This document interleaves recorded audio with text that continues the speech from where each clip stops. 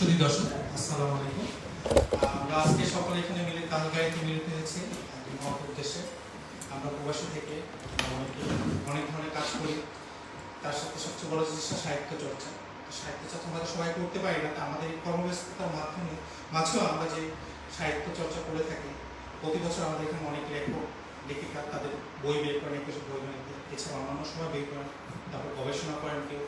তো সকলকে একত্রিত করে আজকে আমরা একটা প্রকাশন উৎসব করতে চাই। আমরা হয়তো দেশে থাকলে হয়তো বা বাংলা একাডেমি বা বিভিন্ন জায়গায় আমরা করতে পারতাম, তো সেই অভাবটা পুরোপুরি পূরণ না করতে পারলেও আমরা দুধের সাথে গুলি মেটানোর মতো একটু চেষ্টা করতে চাই যে সেই আশার প্রত্যাশা আমরা চেষ্টা পেতে পারি। তো আজকে আমরা তালগাড়িতে উপস্থিত হয়েছি এই কারণে যে আমরা এখানকার লেখকদের বই নিয়ে প্রকাশনা উৎসব আয়োজন করবো।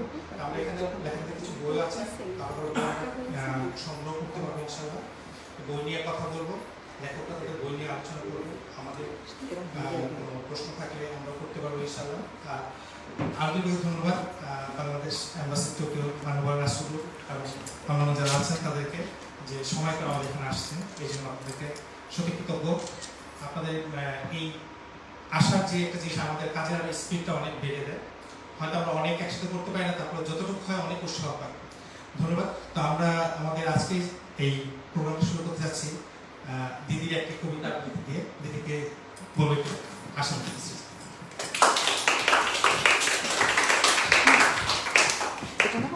কত সুন্দর আবৃত্তি বলা যায়, শুরুতেই তালি পড়ার আগে তালি দিয়ে দিল, পরে পাবো কিনা জানি না, তো আগে নিয়ে নিলাম। আমি আসলে এখানে এসেই ওই কলিয়াপাড় বই থেকে ভালো আখ্যান পড়ি, তো খুললাম তো বেরিয়ে পড়লো আজ বৃষ্টি, তাই যদিও বাইরে বৃষ্টি নেই তবু আমি এটাই করছি। আজ বৃষ্টি তাই আনারকলি, বাইরে বৃষ্টি তাই আজ আর কোথাও বেরোবো না, নিজেকে নিজেই করেছি গৃহবন্দী। ইচ্ছে করলে বৃষ্টিতে ভিজে ভিজে ছুঁয়ে দেখা যায় কিছুটা সময়। থাক আছো আছো স্বপ্নের সাথে করি সন্ধি, কে যেন কানে কানে করে ফিসফাস, হৃদয় তুলে ঢেউ, বিষ বৃক্ষ, মেঘনাথ বন কিংবা জীবনানন্দের কাব্য। না থাক, আজ পুস্তক কিংবা ট্যাব। এই খোলা কালো ছায়া, এই যে কাঙ্ক্ষিত পূরবী মায়া, তোমরা থাকো চুপ। আজ আমি স্বপ্ন বুনব, ভেঙে স্বপ্নের কারা, পাতালি নক্ষত্রলোকে, নগরে বনে পাহাড়ে সংসদে, সংবিধানে রাজপথে, দর্শনে বিজ্ঞানে তত্ত্বে গাঁথি স্বপ্নময় স্বপ্নের সংসার। শুধু আমি কি স্বপ্ন দেখি, তোমরা কি দেখো না? চেয়ে দেখো, স্বপ্নেরা ঘিরে থাকে যেন শত সহস্র সহচর। ধন্যবাদ।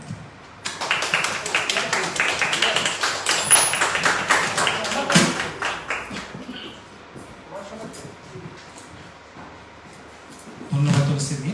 তো আমরা প্রথম যে লেখকের বই নিয়ে আমরা আলোচনা করব, আমি চাচ্ছি আনারকলি আপু আসেন, একটু আপনার বই নিয়ে আমরা কথা শুরু করি। আনারকলি আপুর দুটা বই আছে, এই বছর বেড়েছে ধ্রুবতারা, আর এর আগে আছে কাব্য তিনটা। আচ্ছা, তা আমরা ওনার কাছ থেকে ওনার বই নিয়ে, ওনার লেখার স্টাইল নিয়ে কথা শুনবো। ধন্যবাদ।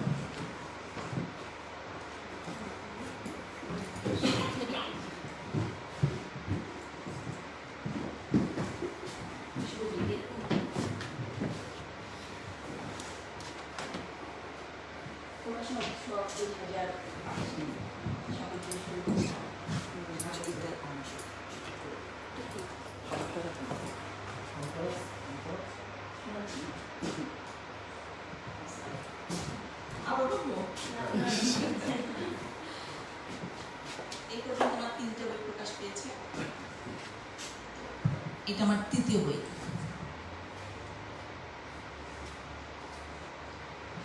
জীবনে প্রচ্ছদ করেছে আমার ছোট মেয়ে বনি সিদ্দিক। প্রথম থেকে আমি 3টে কবিতা শোনাচ্ছি। শোনাচ্ছি। আমার কবিতাটা খুব ছোট করে বলে তাই।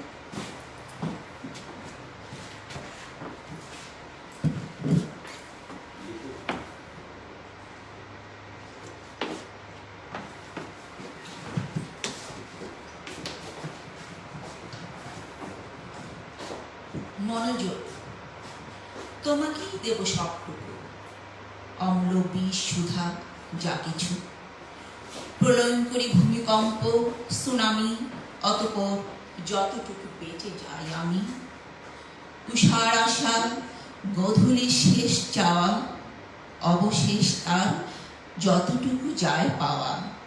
জানো তো আমার আছে সামান্য রতন, ক্ষয়ে যাওয়া আয়ু, মুক্ত মন, যা কিছু আমার দেব তোমায়, শুধু মনোযোগটুকু দিও আমায়।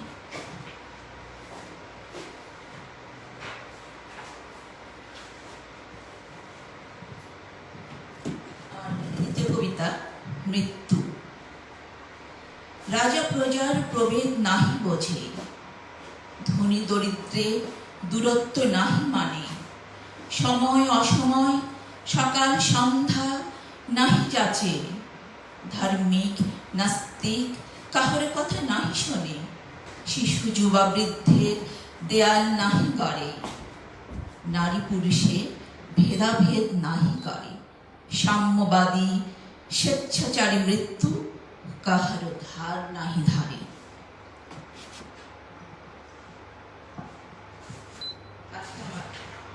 শেষ কবিতা দুরন্ত হৃদয়।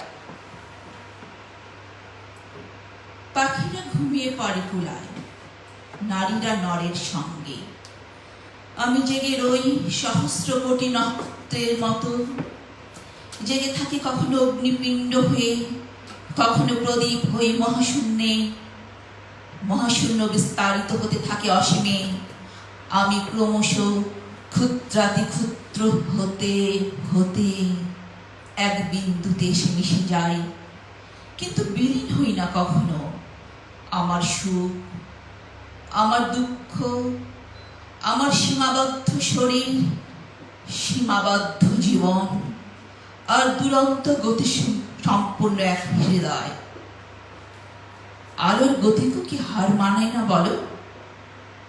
জাগ্রত সে হৃদয় ঘুরে বেড়ায় হাওয়ায়, মহাশূন্যে, দোজকে ও বেহেশতে, আদিতে অন্তে, সীমায় অসীমে, অনন্তে।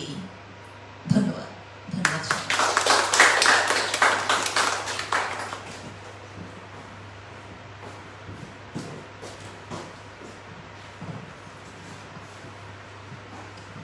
ধন্যবাদ লেপুকে। এই পর্যায়ে আমি স্টেজে আসতে বলবো কবি প্রিন্স থেকে একটা কবিতা শোনার জন্য এবং কিছু কথা বলার জন্য।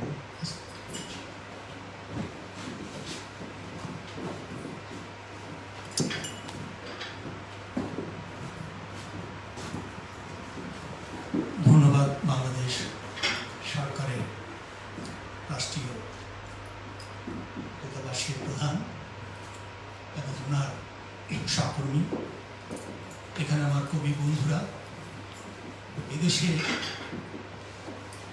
সেই 80-র দশকে দুরন্ত যৌবন নিয়ে যারা এসেছেন, তারা দুরন্ত যৌবনের এক একটা কথা লিখেছে তাদের বইগুলিতে।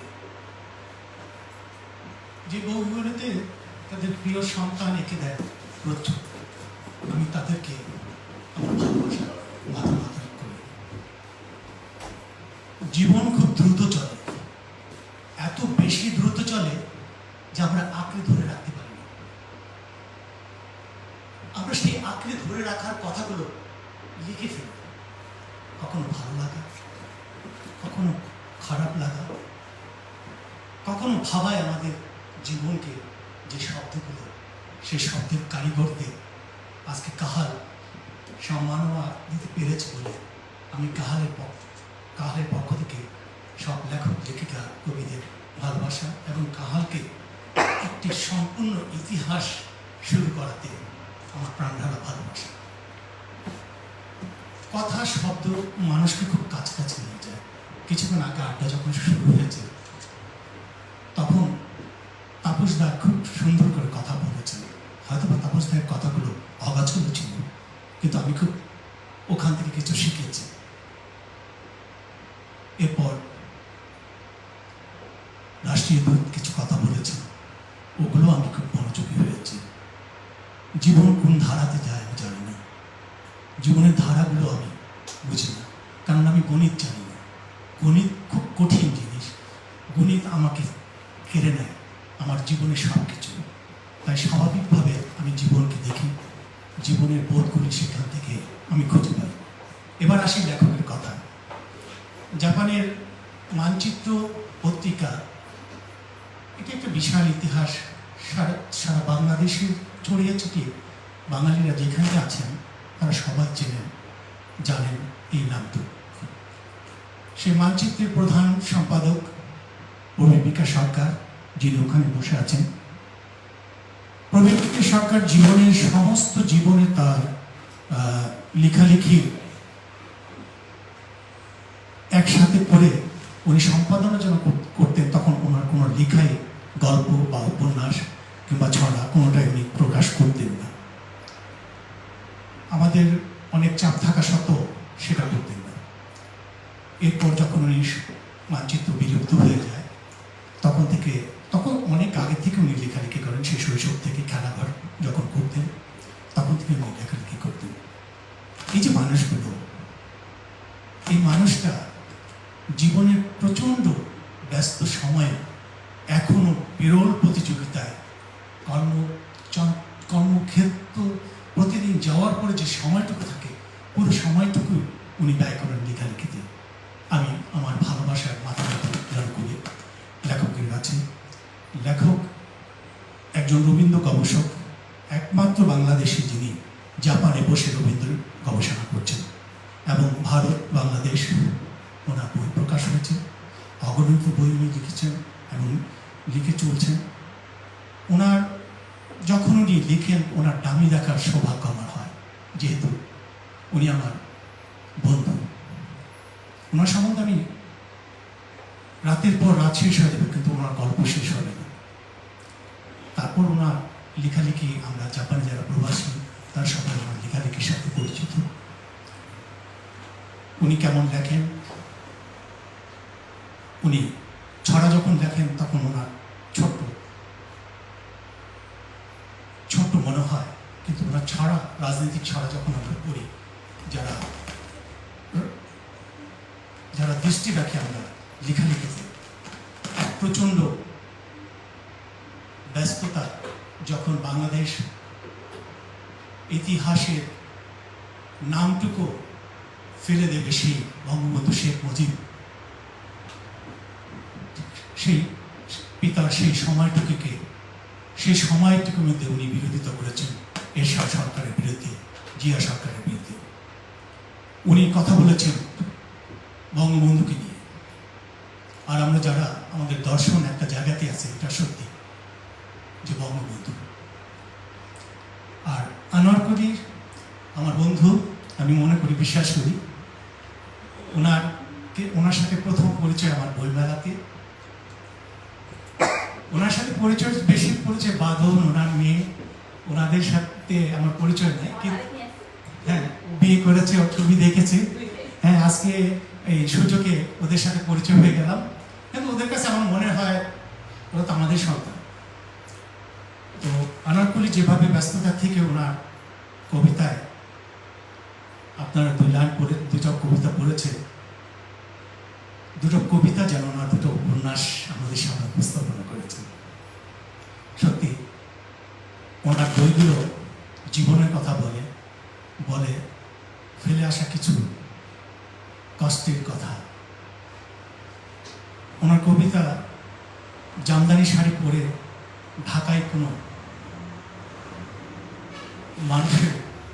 মেয়ে মানুষের কথা বলে। ঠিক পাশাপাশি ওনার কবিতায় উঠে আসে সমাজ, মানুষ এবং জীবনের কথা। আরেকজন আসছেন, আমার ছোট বোন। নাম না কি তোমার? সেটি কিনা সেটি গল্প লেখে, ছোট গল্প লেখে বোধহয়। আমি ফেসবুকে ওর গল্পের অনেকটা পড়েছি কিছুটা। আর আমার কথা হচ্ছে, আমি পুরান ঢাকার মানুষ। বঙ্গবন্ধুর ইতিহাসের একটা জায়গা আমার বাবার নাম বঙ্গবন্ধু লিখে রেখেছেন।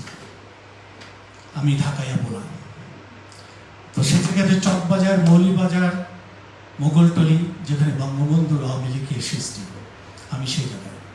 আমার বাবার নাম বাদশা মিয়া, যিনি প্রচণ্ডভাবে বঙ্গবন্ধুকে সৃষ্টি করেছেন, এবং মাঝের সর্দার, যিনি বঙ্গবন্ধুকে সৃষ্টি করেছেন, যিনি বঙ্গবন্ধুর প্রত্যেকটা ক্ষেত্রে আমাদের বাড়ির পাশে ফরিদপুর বোর্ডিং, যে বোর্ডিংয়ে বঙ্গবন্ধু থাকতেন।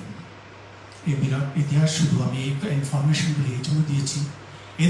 এদেশের ইতিহাস লেখা শুরু হয় যখনই বঙ্গবন্ধু থাকে। এদেশের গল্প তখনই শুরু হয় যখন বঙ্গবন্ধু থাকে।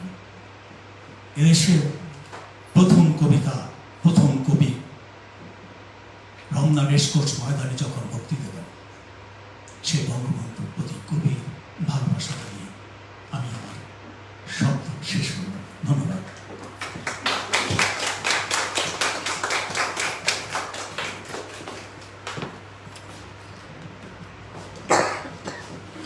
ধন্যবাদ ইসমা। তো এবারে আমরা আরেকটি কবিতা শুনবো। আমাদের কবিতাটি স্যারকে এখন আমাদেরকে শোনাবেন একটু। আচ্ছা,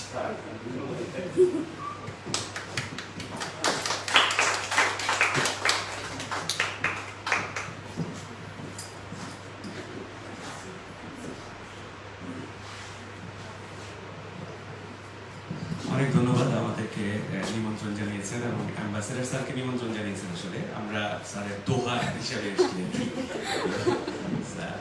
হাওয়েভার এসে খুবই ভালো লাগছে। এর আগেও আমি স্যারের সঙ্গে এসেছিলাম এই বঙ্গবন্ধুর উপলক্ষে, বঙ্গবন্ধু ও বাংলাদেশ শীর্ষক আপনি যে চিত্র প্রদর্শনী করেছিলেন সেখানে।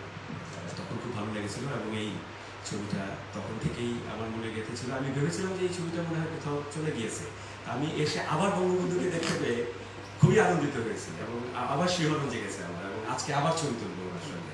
ওই দিনও তুলেছিলাম, আজকে আবার তুলতে পারবো। তো এখানে তো 8টি বই আছে। আমি আসার আগে যখন রিপুর সঙ্গে কথা হচ্ছিল, তখন বলেছিল যে কিছু করবেন কিনা। তাই বলেছিল যে আমি কবিতা আবৃত্তি করতে পারি। সবাই যেরকম করে ছাত্র জীবনে, সবাই কবিতা আবৃত্তি করে, ডিবেট করে, এগুলি সব করে আমিও বড় হয়েছি। আর গভর্নমেন্ট স্কুলের ছাত্র ছিলাম, ঢাকা কলেজের ছাত্র ছিলাম, এইচএসসি, ঢাকা ইউনিভার্সিটি ইকোনমিক্স থেকে পাশ করেছি, অনার্স মাস্টার্স। এবং আমি হলে ছিলাম না, হলে একটা ছিলাম সলিমুল্লাহ হলকে প্রেজেন্ট করেছি। তো এগুলি সবাই যেরকম করেন আমিও সেরকম করেছি। তো সেটার কিছুটা ওই নিউটনের তৃতীয় সূত্রের যে আছে গতিময়তা, সেটা থেকে যায়, কিছুটা এখনো রয়ে গেছে, সেগুলি প্র্যাকটিস করি মাঝে মাঝে। তো এখানে আসার পরে 8টা বই আমি শুনতে পেরেছি যে 8জন লেখকের 8টা বইয়ের মরক উন্মোচন করা হবে। তো কবিতা যদি আবৃত্তি করতে হয় কোনটা করা যায়, আমি বলেছিলাম যে আমি যদি এখানকার কবিদের মধ্যে থেকে কোনো লেখা পাই তাহলে সেটি আবৃত্তি করবো, অথবা না হলে আমি আমার নিজের মতো করবো। তো আসার সঙ্গে সঙ্গে কবিতার বই ধরিয়ে দিল আনারকলির কবিতা অলরেডি আবৃত্তি হয়েছে। প্রখ্যাত আবৃত্তিকার উনি আবৃত্তি করেছেন, এনএচকে স্বনামধন্য ব্যক্তিত্ব।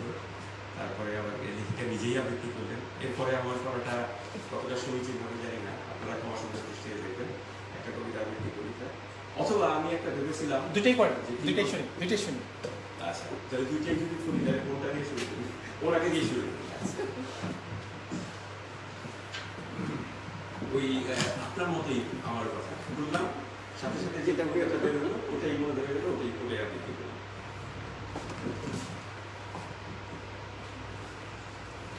বনফুল, এটা কি আবৃত্তি হয়ে গেছে নাকি? আপনার দুজনের মধ্যে তো করেননি, আপনি একটা আবৃত্তিটা করেছেন। এটা আমি ওই ভয় হয়েছিলাম যে এটা আবার করে ফেলে কিনা, দেখলাম যে না, এটা বেঁচে গেছে।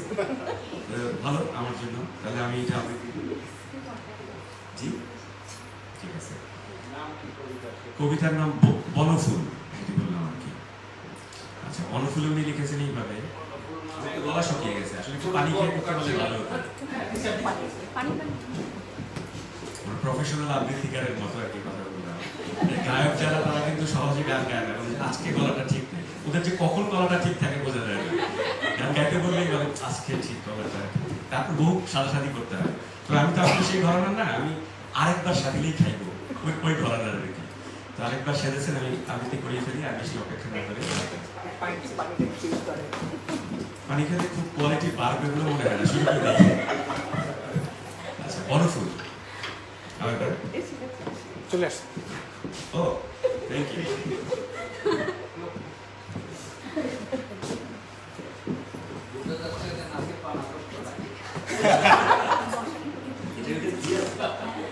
না পানি আছে, H2O। আমার স্কুলের একটা ছোট ভাই আছে এই জায়গায়। তুমি ল্যাবরেটরি স্কুল নাকি? আচ্ছা আচ্ছা। আমি ভেবেছিলাম যে ল্যাবরেটরি স্কুলে সবাই মনে হয় একই হেয়ার স্টাইলের, কিন্তু তুমি তো এখনো অনেকখানি ধরে রেখেছো। এবং উনিও আমার লাইনের আছেন, আমরা মনে হয় একই হেয়ার সালনে যাই, তাই না? একই হেয়ার স্টাইল। ও আরো আছে, যে আমাদের সংখ্যা ভারী হচ্ছে, দেখে ভালোই লাগছে। এনিওয়েজ, তাহলে এখন একটা এটা আবৃত্তি করি। অনেক হাস্যরস হলো, এবার কিছু কবিতা রস, কাব্য রস। বনফুল। আমি যখন দ্বিধাদ্বন্দ্বের পাহাড় অতিক্রম করে সকল যুক্তিতর্ক জয় করে সামনে এসে দাঁড়ালাম, তুমি তখন ক্লান্ত, অবসর, মুখ ফিরিয়ে নিলে। তোমার আনত মুখ, বিষণ্ণ অধর, উদাসী দৃষ্টি আমার অন্তরাত্মা বিদ্যুৎ পৃষ্ঠ হল। অনুরাগে সিক্ত হলাম গভীর অনুভবে। তুমি তা বুঝলে না, ক্ষমাও করলে না। বিগত কষ্টগুলো তোমাকে জড়িয়ে ধরল নিরাময়হীন দুরারোগ্য ব্যাধির মতো। একবার চোখ তুলে দেখো, এই যে তোমারই প্রেম, তোমার হৃদয়ে যত্নে রাখা প্রস্ফুটিত বনফুল। ধন্যবাদ। আচ্ছা, এই সুযোগে বাঙালি তো মাইক পেলে ছাড়ে না, সুতরাং আরেকটা কবিতার অংশ বিশেষ আবৃত্তি করছি। কবিতাটা অনেক দীর্ঘ, আপনারা সবাই জানেন, আপনারা কবি সাহিত্যিক গবেষক, অনেক উঁচু মানের ব্যক্তি। আপনাদের সামনে আর এটার সম্পর্কে বেশি কিছু বলার নেই। আমি কিংবদন্তির কথা বলছি, আবু জাফর ওবায়দুল্লাহ। এটা একটু আবৃত্তি করি, তার আগে আরেক ঢোক।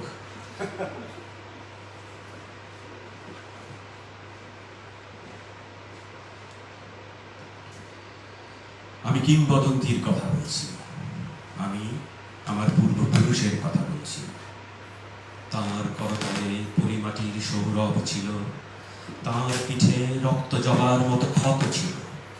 তিনি অতিক্রান্ত পাহাড়ের কথা বলতেন, অরণ্য এবং সাপদের কথা বলতেন, পতিত জমি আবাদের কথা বলতেন। তিনি কবি এবং কবিতার কথা বলতেন। জিহ্বায় উচ্চারিত প্রতিটি সত্য শব্দ কবিতা, কর্ষিত জমির প্রতিটি শস্য দানা কবিতা। যে কবিতা শুনতে জানে না, সে ঝড়ের আর্তনাদ শুনবে। যে কবিতা শুনতে জানে না, সে দিগন্তের অধিকার থেকে বঞ্চিত হবে। যে কবিতা শুনতে জানে না, সে আজন্ম কৃতদাস থেকে যায়। আমি উচ্চারিত সত্যের মতো স্বপ্নের কথা বলছি, উনুনের আগুনে আলোকিত একটি উজ্জ্বল জানালার কথা বলছি। আমি আমার মায়ের কথা বলছি। তিনি বলতেন, প্রবহমান নদী যে সাঁতার জানে না তাকেও জাগিয়ে রাখে। যে কবিতা শুনতে জানে না, সে নদীতে ভাসতে পারে না। যে কবিতা শুনতে জানে না, সে মাছের সঙ্গে খেলা করতে পারে না। যে কবিতা শুনতে জানে না, সে মায়ের কোলে শুয়ে গল্প শুনতে পারে না। আমি কিংবদন্তির কথা বলছি, আমি আমার পূর্বপুরুষের কথা বলছি। আমি বিচলিত স্নেহের কথা বলছি, গর্ভবতী বোনের মৃত্যুর কথা বলছি। আমি আমার ভালোবাসার কথা বলছি। ভালোবাসা দিলে মা মরে যায়, যুদ্ধ আসে, ভালোবেসে মায়ের ছেলেরা চলে যায়। আমি আমার ভাইয়ের কথা বলছি। যে কবিতা শুনতে জানে না, সে সন্তানের জন্য মরতে পারে না। যে কবিতা শুনতে জানে না, সে ভালোবেসে যুদ্ধে যেতে পারে না। যে কবিতা শুনতে জানে না, সে সূর্যকে হৃৎপিণ্ডে ধরে রাখতে পারে না। আমি কিংবদন্তির কথা বলছি, আমি আমার পূর্বপুরুষের কথা বলছি, তার পিঠে রক্ত জবার মতো ক্ষত ছিল। আমরা কি তার মতো কবিতার কথা বলতে পারবো? আমরা কি তার মতো স্বাধীনতার কথা বলতে পারবো? ধন্যবাদ। অনেক দীর্ঘ কবিতা, আরো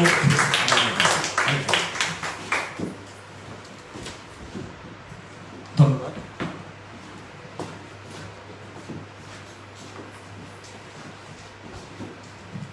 ধন্যবাদ। আমরা অনেক সুন্দর কবিতা আবৃত্তি শুনলাম এবং হাস্যরক কিছু কথা শুনলাম। আসলে কবিতা সাহিত্য যখন আসে একটু হাসি ঠাট্টা না হলে সেটা সাহিত্য মনে হয় না। তো আমি এবার আমাদের সাথে সাজিদ ভাইকে কিছু বলার জন্য এবং একটা কবিতা আবৃত্তি করার জন্য অনুরোধ করছি, যদিও আগে থেকে বলি নেই, জাস্ট ইনস্ট্যান্ট। আমরা রাষ্ট্রদূতের কবিতা শুনতে চাই।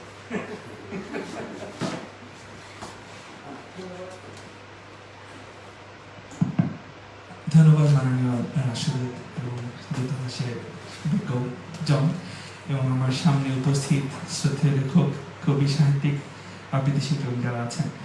আমাদের করোনা পরবর্তী এই সময়গুলো অত্যন্ত কঠিন সময় গিয়েছে। আমরা প্রায় 2-2.5 বছর ধরে একজনের সাথে দেখা করার সুযোগ হয়নি। তবে সাহিত্যিকদের যে কর্ম, সাহিত্যকর্ম যেটা আমরা বলি, সেটা কিন্তু আমাদের আসলে সোশ্যাল মিডিয়ার সুযোগে আমরা সেটার অবলোকন করার সুযোগ পেয়েছি, পড়ার সুযোগ পেয়েছি। তবে আমরা বিশ্বাস করি যে আমাদের যে জাতীয়তাবোধ এবং যে চেতনা রয়েছে সেটির সাথে আমাদের সাহিত্য চর্চার একটি অত্যন্ত গুরুত্বপূর্ণ ভূমিকা। আজকে আমাদের এখানে সম্মানিত লেখক যারা আছেন তাদের সকলকেই আমি ব্যক্তিগতভাবে চিনি। তাদের সাথে আমার সাংস্কৃতিক কর্মকাণ্ডে যোগদান করার সুযোগ হয়েছে। আজকে সবার আগে এখানে যিনি আছেন প্রবীর বিকাশ সরকার, আমরা খুব কাছাকাছি থাকি। তো ওনার জ্ঞান কিছুটা ভেসে ভেসে হয়তো আমার বাসার উপর দিয়েও যায়। অত্যন্ত জ্ঞানী একজন মানুষ এবং অত্যন্ত, আমি জাপানে আসার পরে আমি তো আজকে আমার অন্তত 5 বছরের মতো হয়ে যাচ্ছে। তো এখানে এসে অনেক বিবেকবোধ সম্পন্ন মানুষের সাথে আমার দেখা হয়েছে। তবে চিন্তা করার যে সুশীলতা, সেই বিষয়টা একটু ভিন্নতর মনে হয়। অনেক দেশে যাওয়ার সুযোগ হয়েছে, আমার যেন সবসময় মনে হতো যে জাপানের মানুষগুলো মনে হয় অনেক বেশি যান্ত্রিক, ওই রোবটকে দেখে ফলো করতে করতে হয়তো রোবট হয়ে গেছে। তো এই জায়গাটা আমাদেরকে সুযোগ করে দেয়, এই কাহার গ্যালারির মতো জায়গাগুলো আমাদেরকে আশা দেয় যে দিন শেষে আমরা মানুষ, সেটা আমাদেরকে মনে করিয়ে দেয়। আমি আন্তরিকভাবে অভিনন্দন জানাতে চাই আমাদের মানব রাষ্ট্রদূতকে আমাদের সাথে যোগদান করার জন্য। খুব ছোট আয়োজন, অনেক বড় মানুষ হয়তো পারি, কিন্তু এই মুক্ত বুদ্ধির চর্চার জায়গাটা যদি সীমিত হয়ে যায় তখন কিন্তু আমাদের সামনে এগোনোর পর সীমিত হয়ে যাবে, রুদ্ধ হয়ে যাবে। এবং সাম্প্রতিক সময়ে আমরা যে ধর্মীয় উগ্রবাদ বা মৌলবাদকে দেখছি, এটার বিকাশ কিন্তু লাভ হয় তখনই যখন এই মুক্ত বুদ্ধি চর্চা করা মানুষগুলো যখন ঘরের মধ্যে বদ্ধ হয়ে যায়। করোনা আমাদেরকে বদ্ধ করেছিল, কিন্তু আমরা যদি এখন মুক্ত না হই তাহলে এই বদ্ধ দুয়ার কিন্তু আমাদেরকে পিছনে নিয়ে যাবে। এবং আমরা কিন্তু উগ্রবাদী চেতনাকে কখনোই লালন করতে চাই না। আমরা ধর্মভীরু জাতি, আমরা ধর্ম চর্চা করি, কিন্তু সেই ধর্ম কখনো আমাদের সংস্কৃতির যাতে অগ্রসরকে বাধাগ্রস্ত না করে সেদিকে আমাদেরকে সজাগ রাখতে হবে। আজকে আমাদের এখানে যারা আছেন, এছাড়া অনেক প্রবাসী সাহিত্যিক, সাংস্কৃতিক কর্মী জাপানে আছেন, যারা হয়তো ব্যক্তিগতভাবে বা বিভিন্ন গোষ্ঠীর বেলায় একসাথে কাজ করেন এবং তাদের সেই সমষ্টিগত কাজকে যদি আমরা একতাবদ্ধভাবে কাজ করে এগোতে পারি, সেটা কিন্তু আমাদের সামনে অনেক ভালো ভালো কিছু করার সুযোগ করে দেবে। এক্ষেত্রে আমি একটি বিষয় না বললেই নয়, সেটি হচ্ছে যে এখানে অনেকেই যারা আছেন তারা কিন্তু টোকিও বইমেলার সাথে যুক্ত ছিল। যে টোকিও বইমেলা আমাদের এম্বাসি আমাদেরকে সাহায্য করেছিল। আমরা একটি স্বপ্ন দেখেছিলাম যে মুক্ত বুদ্ধি চর্চার একটি মাধ্যম হিসেবে আমাদের এখানে বৈশাখী মেলা হয়। এই ধরনের চর্চাগুলো কিন্তু আরও যদি হতো তাহলে কিন্তু আমাদের সামনে আগানোর পথগুলো অনেক বেশি থাকতো। এবং ব্যক্তিগতভাবে আমার মনে হয় সবাই একটু জোরে হাততালি হয়ে যাক কাহার গ্যালারির জন্য, কারণ এটি নয় যে এখানে আমি এসেছি, কারণ এটি যে আপনি দেখবেন যে আমরা কিন্তু, আমি অন্তত খুব স্বপ্নবাদী মানুষ, নাসির ভাই যেভাবে বলেন তো সেভাবে আমিও বলি যে আমরা যেখানেই যাই, আমরা যদি আমাদের এই মুক্ত বুদ্ধি চর্চা বা স্বপ্ন দেখি, উনি কিন্তু খুব ভালো কবিতা আবৃত্তি করেন। দূতাবাসে আমার যাওয়ার সুযোগ হয়েছিল, আমি কয়েকবারই ওনার কবিতা আবৃত্তি করার শোনার সুযোগ পেয়েছি। এবং আমি দেখেছি যে এই কাহার গ্যালারি করোনার সময়ও কিন্তু তার বিভিন্ন চর্চা, যে সাংস্কৃতিক মাধ্যমগুলো চর্চা করে গেছেন। এখন আমরা যদি বলি যে যিনি মাছ বিক্রি করেন তিনি কি ওষুধ বিক্রি করতে পারেন কিনা, আমাদের এই সমাজটা এখন একটা এরকম হয়ে গেছে যে আমরা সবাইকে খুব ভিন্ন ভিন্ন ঘরে আবদ্ধ করে রাখতে চাই, আমরা কাউকে এগোতে দিতে চাই না। উনি একজন চিত্রশিল্পী, উনি কি সাংস্কৃতিক চর্চা করতে পারবেন কিনা সেই চর্চা নিয়ে আপত্তি নেই, কারণ অবশ্যই চিত্রকলা সাংস্কৃতিক একটা অংশ। কিন্তু উনি কি আমাদেরকে আরো কোনো সুযোগ করে দিচ্ছেন কিনা যে আমরা আমাদের মুক্ত কথা বলার বা আলোচনা করার সুযোগ করে দেওয়ার জন্য? তো সেই সুযোগগুলো আমরা কিছুটা পাই, অন্যখানে যেহেতু পাচ্ছি না, সেই কারণে ব্যক্তিগতভাবে ধন্যবাদ না দিলেই নয়। কারণ এই গত 3 বছরে আর কেউ কিছু করুক আর না করুক, আমরা বঙ্গবন্ধুকে নিয়ে কিছু করার সুযোগ পেয়েছি, যেটি এই জাপানে খুবই খুবই অপ্রতুল, এবং আমাদের একটি মহা সুযোগ ছিল বঙ্গবন্ধুকে নিয়ে অনেক বড় আকারে কিছু করার। মানব দূতাবাস অনেক কিছু করেছে, কিন্তু আমাদের গোষ্ঠীগতভাবে কিন্তু আমরা বঙ্গবন্ধুকে নিয়ে একতাবদ্ধভাবে কাজ করতে পারিনি, কারণ ওই যে ভয়টা রয়ে যায় যে যদি করি তাহলে তো আমি কোনো একটা বিশেষ গোষ্ঠী বা দলের হয়ে যাব। কিন্তু বঙ্গবন্ধু যে আমাদের একটি চেতনাবোধের জায়গা, বা আমাদের বাঙালি বা বাংলাদেশের যে একটি অর্জন এবং আমাদের জাতির পিতা, এই বিষয়টি নিয়ে আমাদের সন্দেহ হয়, আমাদের দ্বিধা থাকে। আমরা জাতির পিতা হিসাবে আমাদের পার্শ্ববর্তী দেশ যদি মহানবী জিন্নাকে মেনে নিতে পারে, মহাত্মা গান্ধীকে মেনে নিতে পারে, কিন্তু আমাদের ক্ষেত্রে মানতে জানি কেন একটা বাধা তৈরি হয়। এই যে বাধা, এই বাধাগুলো কিন্তু আমাদের স্বাধীনতা উত্তর জাতীয়তাবোধ তৈরির ক্ষেত্রে অনেক সময় ভূমিকা রেখেছে, কিন্তু চর্চাগুলো যদি চলতো হয়তো আরো ভালো কিছু হতো। তো আমরা আশা রাখি যে আমাদের এখানে যারা আছেন, এখানে অনেকেই আছেন বিভিন্ন সাংস্কৃতিক সংগঠনের সাথে জড়িত, আমরা সবাই বিচ্ছিন্ন দ্বীপের মতো কাজ করে যাচ্ছি। সামনে যদি আমরা একতাবদ্ধভাবে আরো ভালো কিছু করি, আমরা এখানে শিক্ষক বা একজন ছাত্র হিসাবে আমরা আসি, আমরা কিছুদিন থেকে চলে যাই, কিন্তু আপনারা প্রবাসী, আপনারা এক্সপ্যাট্রিয়েট, আপনারা এখানে থাকবেন, আপনারা জাপানকে ভালোবাসেন, আপনাদের অনেকের হয়তো বা জাপানি নাগরিকত্ব না নেওয়া হলেও পিআর নেওয়া আছে, আপনারা জাপানেই থাকবেন, কাজে আপনারাই আসলে আসল প্রবাসী। তা আপনারা যদি বাংলাদেশকে ওন করতে চান, আপনারা অবশ্যই একতাবদ্ধভাবে কাজ করতে হবে, কারণ ওই সামষ্টিক দ্বীপ আলাদা আলাদা হয়ে যদি একতাবদ্ধ না হয় তাহলে কিন্তু সেই শক্তিটা তৈরি হয় না। এবং আমি বিশ্বাস করি আমাদের দূতাবাস সবসময় আমাদের পাশে ছিলেন এবং আগামীতেও থাকবেন, এবং আমরা আশা করি আমরা আরো ভালো কিছু করতে পারবো। আমি আর বক্তব্য দীর্ঘ করবো না, অনেকদিন পর সুযোগ পেয়েছি, এই কারণে অনেক কথা বলে ফেললাম। আর কবিতা আবৃত্তির কথা, আনাকুলি আপা অসাধারণ কবিতা আবৃত্তি করেন, এবং আমি খুব সৌভাগ্যবান যে আমি ওনার সাথে একটি কবিতা আবৃত্তি করার সুযোগ পেয়েছিলাম। দিদি অত্যন্ত ভালো কবিতা আবৃত্তি করেন, কিন্তু ভালো যারা করেন তাদের সামনে বলতে গেলে একটু নার্ভাস লাগে, তো অনেকটা সেরকম আর কি।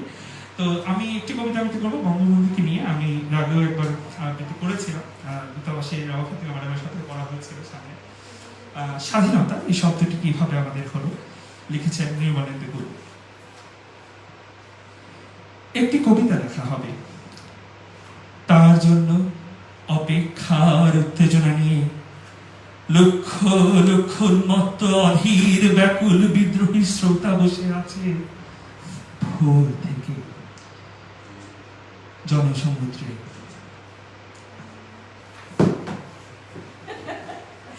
দুঃখিত, অভ্যাস হয়ে গেছে।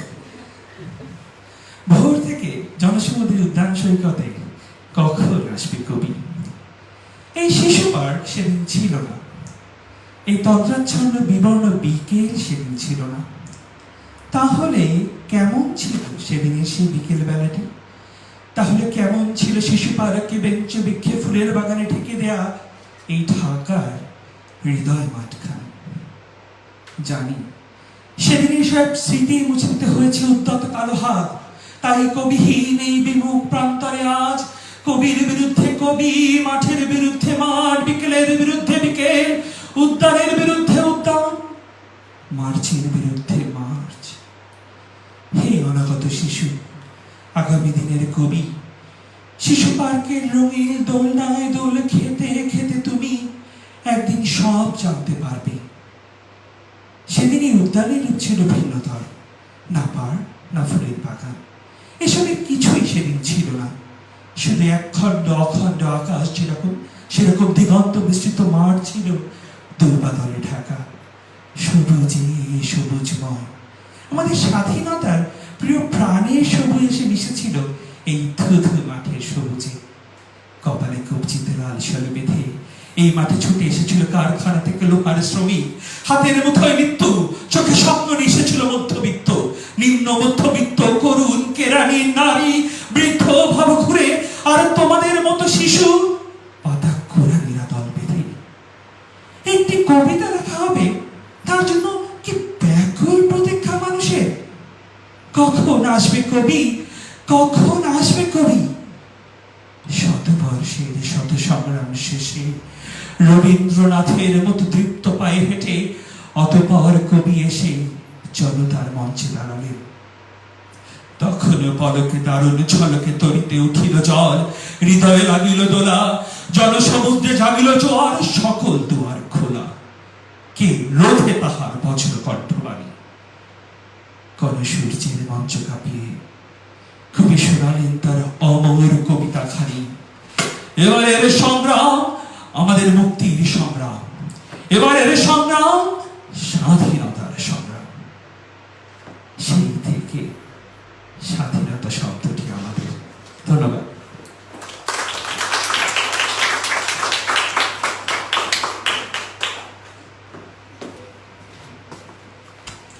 ধন্যবাদ তাজুল ভাইকে। তো এরপর আমরা আরেকটি বই নিয়ে আলোচনা করব।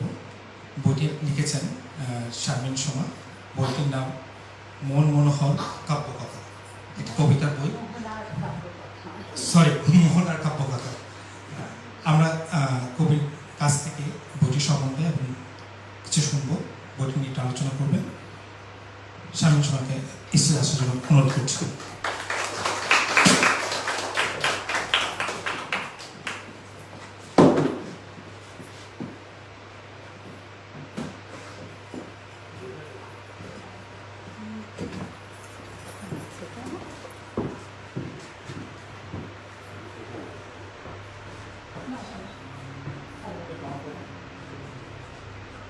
হ্যালো, আসসালামু আলাইকুম সবাইকে। প্রথমেই দুঃখিত সবার শেষে ঢুকবার জন্য, এবং বুঝতে পারছিলাম না কোন দিক দিয়ে ঢুকবো, সেটা খুব একটু নিজেকে অপ্রস্তুত মনে হচ্ছিল। বা যেটাই হোক, আমাদের কাহালের প্রধান কর্ণধার খুব সহজভাবে আমার ঢোকাটাকে মেনে নিলেন। তো আজকে যেটা আমি বলতে চাচ্ছি, আমার এই বইটা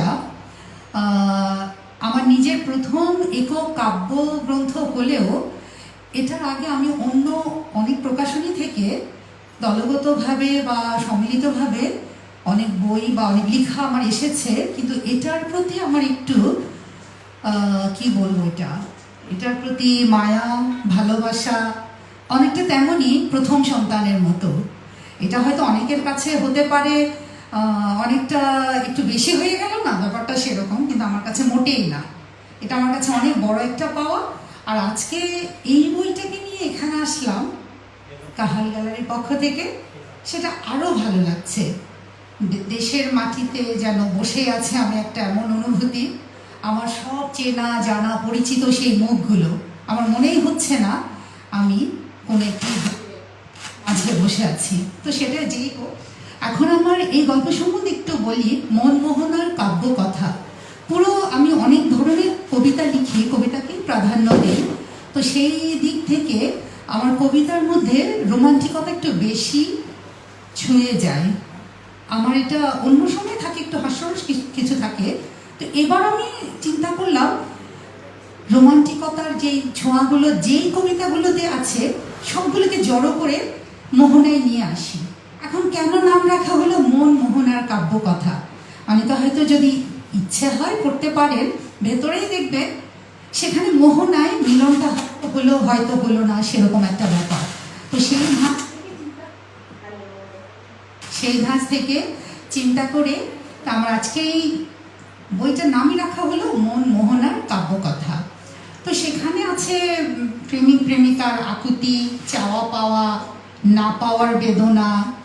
আমি আশা করছি, হ্যাঁ আমাদের ছোট্ট বাবুটি এই পাশে একটু চলে আসো, বাবুকে নিয়ে।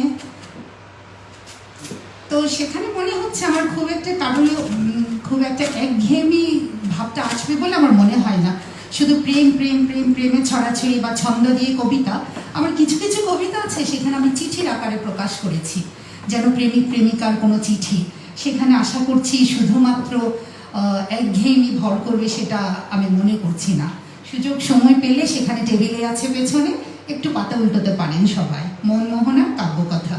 আমি শারমিন সোমা, ধন্যবাদ জানাচ্ছি সবাইকে, আর লম্বা করছি না। ধন্যবাদ।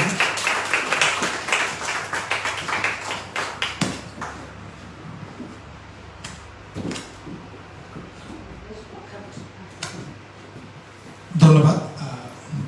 আমরা হয়তো বাংলাদেশের মতো খুব বেশি ফর্মালি করতে পারতেছি না, আমাদের এটা প্রথম আয়োজন। আমরা ভুল থেকে শিখবো, ভবিষ্যতে ইনশাল্লাহ আরো ভালো কিছু করব। তো আজকে এখন অনেক লেখক এখন এসে পৌঁছায়নি। যাই হোক, আমরা আমাদের চালিয়ে যাব। এই পর্যায়ে আমি অনুরোধ করব শেখ নাসিরকে কিছু বলার জন্য। আসবেন প্লিজ।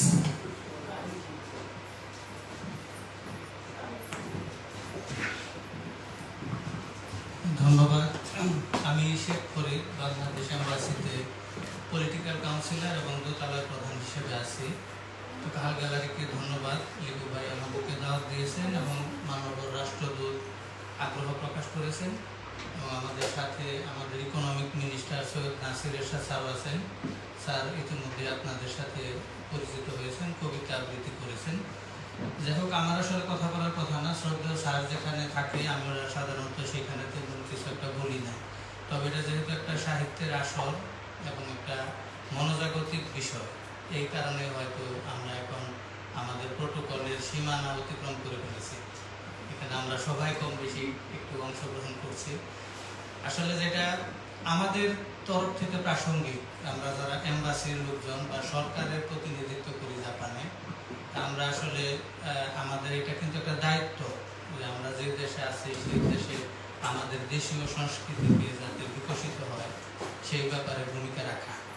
কারণ আপনারা হয়তো লক্ষ্য করছেন যে বাংলাদেশ কিন্তু অর্থনৈতিক উন্নয়নের দিকে খুব ব্যাপকভাবে এগিয়ে যাচ্ছে এবং এই জাপানের পত্রপত্রিকা দেখলে আমরা খুব বিস্মিত হই যে বাংলাদেশকে নিয়ে তাদের খুব আগ্রহ।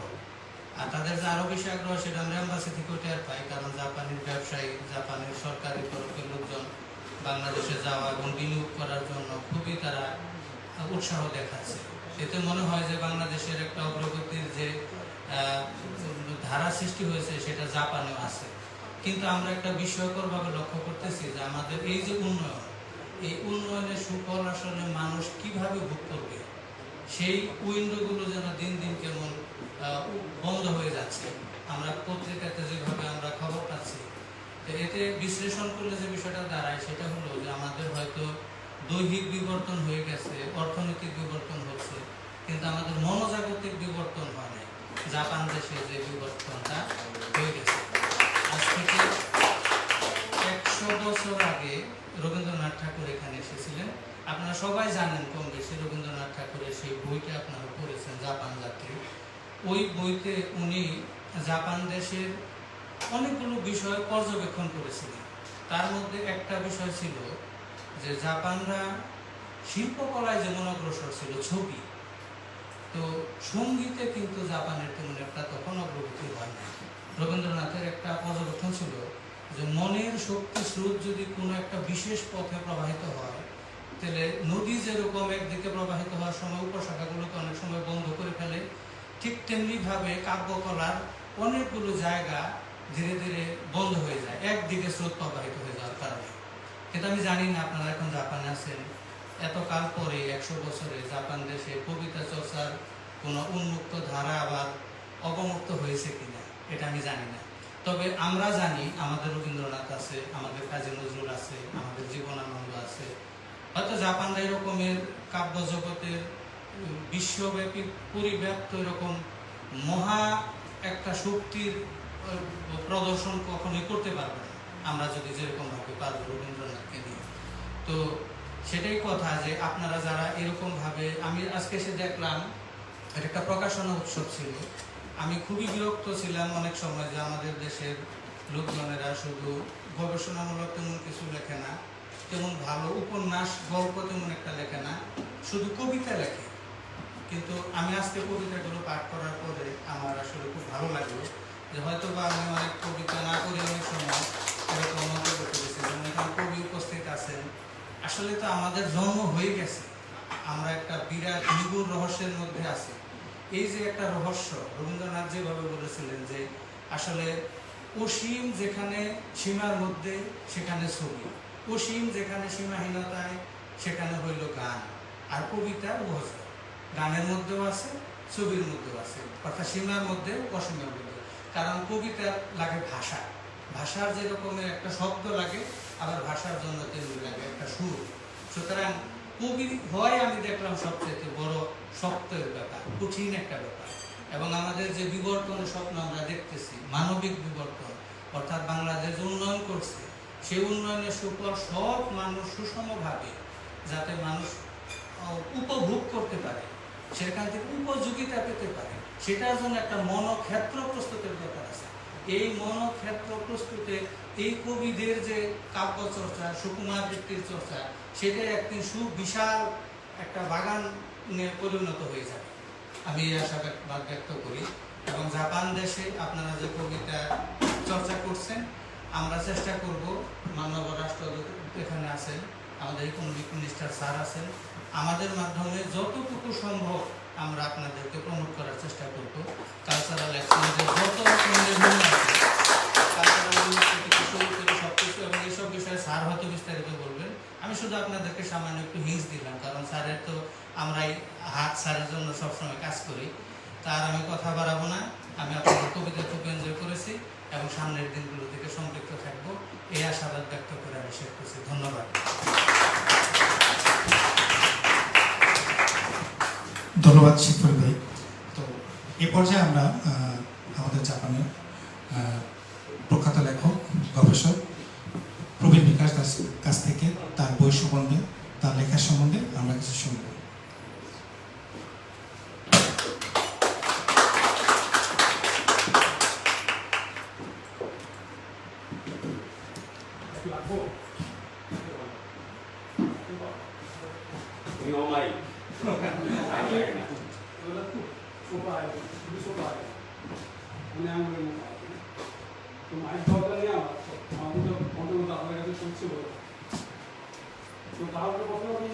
ধন্যবাদ জানাই, আমি স্বাগত জানাই আপনি প্রবাস হচ্ছে প্রতিটি প্রবাসের জন্য অনাত্মীয়। প্রবাস কোনোদিন যদি প্রিয়, এমন প্রবাস কোনোদিন স্বদেশ হয়। যদিও সেই দেশের যদি নাগরিকত্ব নেও, তারপরে কিন্তু কোনোদিন প্রবাস কোনোদিন স্বদেশ হতে পারে। কিন্তু যেহেতু আমরা বিশ্ব নাগরিক, সুতরাং আমরা পৃথিবী থেকেই স্বদেশ নিয়ে রবীন্দ্রনাথ বলেছে, স্বদেশ কোথায়? স্বদেশের পরিচয় স্বদেশ হচ্ছে মানুষের হৃদয়, স্বদেশ তো মানুষের হৃদয়। তো আমরা যারা জাপানে আসছি, আজকে আমার জাপান প্রায় 40 বছর হয়ে গেল। আমার তো অনেক আগে বাংলাদেশে জাপানে এসেছে। আজ জাপান আসলে আমার মতো স্বদেশের মতো হয়ে গেছে হৃদয়, প্রতিটি বছর জাপান জাপানের কাছে আমি কি করবো? এই জন্য যে জাপান আমাকে মানুষ করছে, বাংলাদেশ আমাকে মানুষ করতে পারে যদি আমাদের কারণ জাপানের শিক্ষা, জাপানের ইতিহাস, জাপানের সংস্কৃতি, কৃষ্টি, চিন্তা অবশ্যই বাঙালির প্রথমত যেটা আমরা দেখি জাপানে, সেটা জাপানের শিশু। আপনি হয়তো জানেন জাপান যুদ্ধের পরে, দ্বিতীয় বিশ্বযুদ্ধে জাপানের মতো ক্ষতিগ্রস্ত দেশ পৃথিবীতে আসতো। এমনকি প্রথম বিশ্বযুদ্ধে ইউরোপ যে ক্ষতি হয়েছে তার থেকে এবং জাপানকে মিত্রশক্তি তো অনেকভাবে জানানো আমেরিকা, ব্রিটেন, এই তিনটা মিলে হয়েছিল মিত্রশক্তি। অপশক্তি ছিল জাপান, জার্মানি এবং ইটালি। একটা কথা বলতে বলি, যে লোক ইতিহাস জানে সে কিন্তু মানবিক দিকে পিছিয়ে, বিশেষ করে যারা প্রবাসে আসবে অন্তত নিজের দেশের ইতিহাস সেই দেশে যদি আমাদের মাথায় রাখে, তাহলে ওই দেশে যে দেশে আমরা বসবাস করবো সেই দেশের মূল্য আপনি কিছু দেখতে পাবেন। এই দেশে শুধু শিক্ষা এই দেশে করেছে। আমি একটু করে জাপানে আসি, জাপানি ভাষা ছাত্র, তখন আমি দেখেছি জাপানের শুধু শিক্ষা দ্বিতীয় বিশ্বযুদ্ধে জাপানে একটা আর্ট করে দিয়েছিল, জাপানের টপিক কিছুই ছিল ওটা সাইকেল হয়ে গেছিল। জাপান সরকার চিন্তা করবো এই দেশে গণপত্র আমার শিশুকে মানুষ করতে, প্রচুর শিশু, অগণিত শিশু মানে যারা পেটিং হয়ে গিয়েছিল। তারপর আমেরিকান সোলজারদের জন্ম দেয় অবৈধ শিশু, প্রচুর লাখ লাখ শিশু, যে ইতিহাস আমরা আসলে জানি।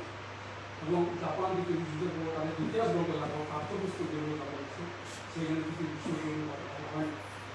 সেখানেও যার জন্য জাপানিরা বিদ্যুৎ শিল্পভাবে ইউজ করে।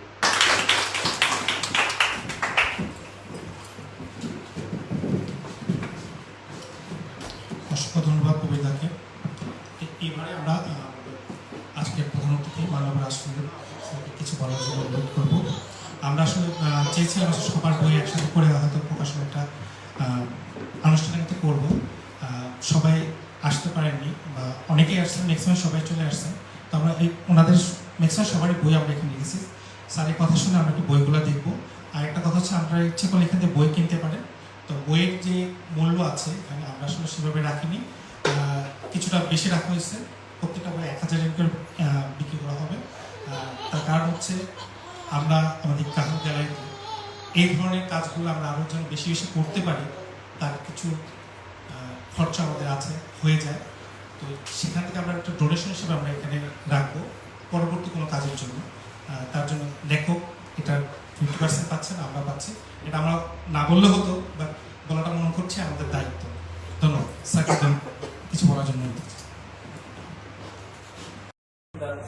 সেখানে আসলে বলার বেশি কিছু নেই, শুধু একটাই বলার যে এই জাপানের মতো একটা ওয়ার্কহলিক কর্মব্যস্ত জায়গায় আয়োজকরাতে এতজন বাংলাদেশিকে এখানে এবং প্রত্যেকের এখানে টিকে থাকার জন্য যে নিরন্তর সংগ্রাম, সেই সংগ্রামের ভিতর থেকে বের হয়ে নারী পুরুষ নির্বিশেষে এই ধরনের একটা সৃজনশীল কর্মকাণ্ডের সাথে সকলকে যুক্ত করে এখানে একত্রিত করতে পারা, একত্রে কিছু সময় ব্যয় করা, এই উদ্যোগটায় অনেক বিরাট উদ্যোগ আমি মনে করি। এই জন্য আয়োজকদেরকে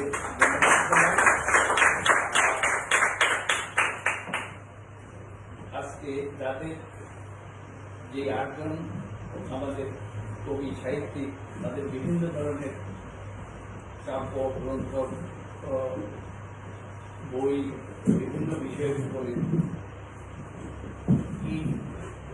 এই ব্যস্ত সময়ে যেখানে জাপানে ঠিকমতো যে যানবাহনে দৌড়াদৌড়ি করে খাওয়া দাওয়া করে পুস্তক পড়াচ্ছে না, তারপরে সময় বের করে এই যে লেখা বা এই চর্চা করা, এইটা যারা এই বিদেশের মাটিতে অব্যাহত রাখছেন তাদেরকে অনেক অভিবাদন, তাদেরকে অনেক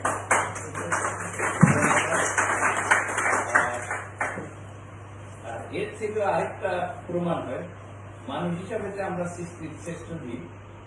আপনাদের এই প্রচেষ্টায় কেন আমাদের শুধু ভূমি বৃত্তির জন্য অথবা থাকার জন্য বাঁচার জন্য যেটা দরকার সেটা খুব বেশি প্রয়োজন হয় না, বা সেটা করে যদি আমরা মানব সমাজ যদি থেমে যেতাম তাহলে অন্য জীবিত জীব যারা আছে তাদের সাথে মানুষের খুব বেশি একটা পার্থক্য না। তারাও তো জীবন ধারণ করে টিকে আছে যার কারণে, সেটা সুন্দরবনের গভীরে হোক, সমুদ্রের ভিতরে হোক, পাহাড়ের চূড়ায় হোক, আকাশের দিগন্ত বিস্তৃত আকাশের লীলায় ঘর করে হোক,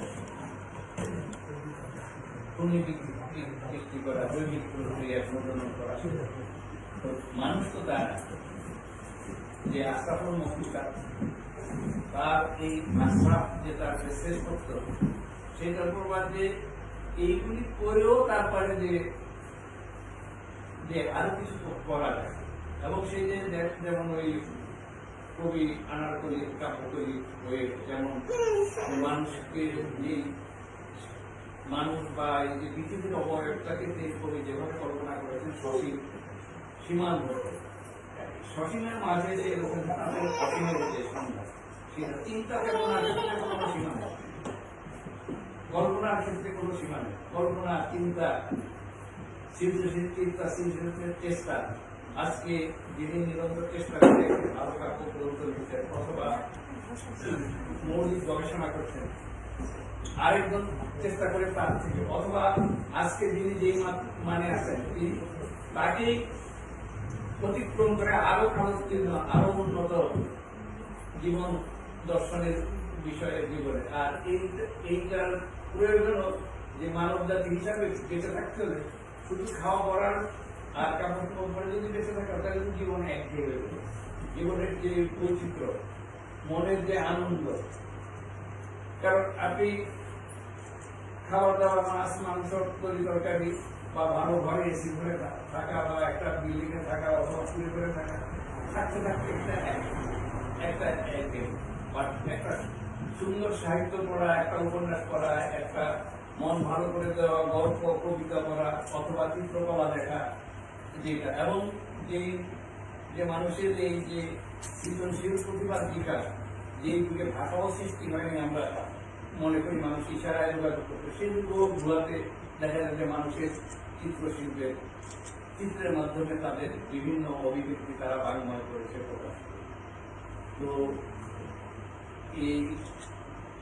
আমি এই উদ্যোগের জন্য এবং যারা জাপানে এই ঠান্ডা বহন করে চলেছেন তাদের সকলকে আবারও অভিবাদন জানাই এবং সহজ ভাষায় যেটা বলতে পারি যে আমাদের শরীরের সুরক্ষার জন্য যেমন আমাদের শরীর চর্চা ব্যায়াম নিয়মকানুন করছে, তেমনি আমাদের এই সৃজনশীলতাকে জাতিকে এবং জাতির পরিচয় অন্য জায়গায় হয়তো এখন বোমা আবিষ্কার করে পরিচিতির চাইতে খেলাধুলার নান্দনিকতায়, সাহিত্যের নান্দনিকতায় যে আমাদের বিশ্বকবি কবিতায় অভিষিক্ত হওয়া, সেটা অনেক গৌরবের।